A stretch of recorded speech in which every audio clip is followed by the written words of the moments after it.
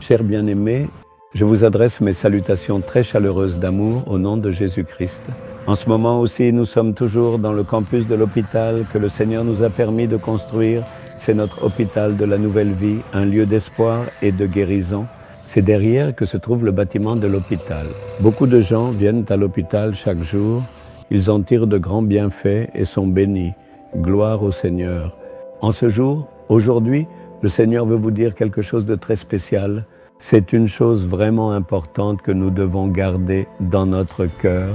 Parfois, il arrive que, vous savez, certaines personnes viennent et disent « Je me suis repenti de mes péchés, j'ai été sauvé, Jésus a pardonné mes péchés. » C'est ainsi que je suis devenu Jésus, mais même maintenant, parfois, de façon inattendue, soudainement, il m'arrive encore d'en faire l'expérience. Tu n'as pas commis ce péché il y a 5 ans, n'est-ce pas?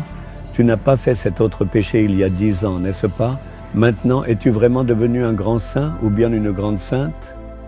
Une voix intérieure pose doucement cette question. Donc, je suis bien quelqu'un qui a commis de tels péchés, n'est-ce pas?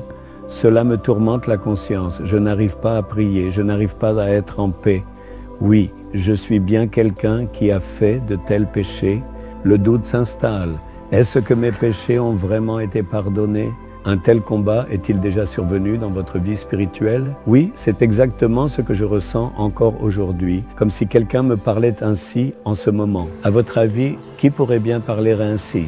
Bon, je vais vous citer un verset biblique et alors vous pourrez deviner. Dans la seconde partie du verset 34 du chapitre 31 du livre du prophète Jérémie, « Je pardonnerai leur iniquité et je ne me souviendrai plus de leurs péchés. » Le Seigneur dit, je pardonne le péché et je ne m'en souviendrai plus, c'est ce qu'il dit.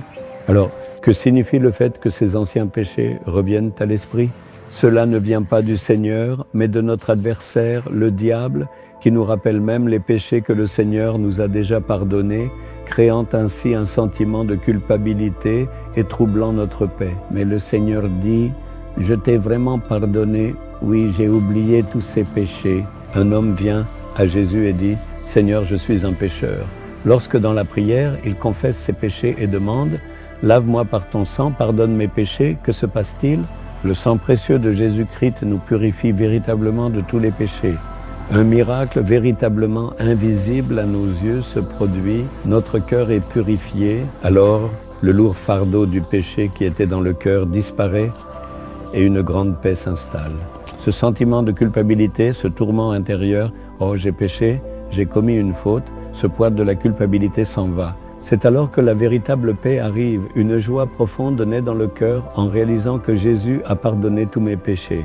C'est la première chose qui se produit, la paix s'installe dans le cœur, toute la culpabilité disparaît et une grande joie naît du fait que les péchés ont été pardonnés. Et ce n'est pas tout, je suis maintenant devenu un enfant de Dieu, c'est absolument certain. Ensuite, il se passe autre chose. Le Seigneur dit, je ne me souviendrai plus de ton péché, je ne le rappellerai pas, même si les hommes te pardonnent. Parfois, même si les hommes te pardonnent ton péché, il arrive parfois qu'ils continuent à te rappeler ce que tu as fait, même après t'avoir pardonné. C'est la nature humaine. Mais le Seigneur dit, je pardonne et j'oublie. Quand nous allons une fois devant le Seigneur et que nous admettons « Pardonne-moi, j'ai péché », il nous pardonne et oublie ce péché. Si tu retournes vers lui et dis « Seigneur, il y a 5 ans, j'ai commis ce péché », il te demandera « Quand as-tu fait cela? Vraiment ?» Le Seigneur n'a même pas le souvenir de ton péché, il l'a complètement oublié. C'est ça, la différence entre l'homme et le Seigneur.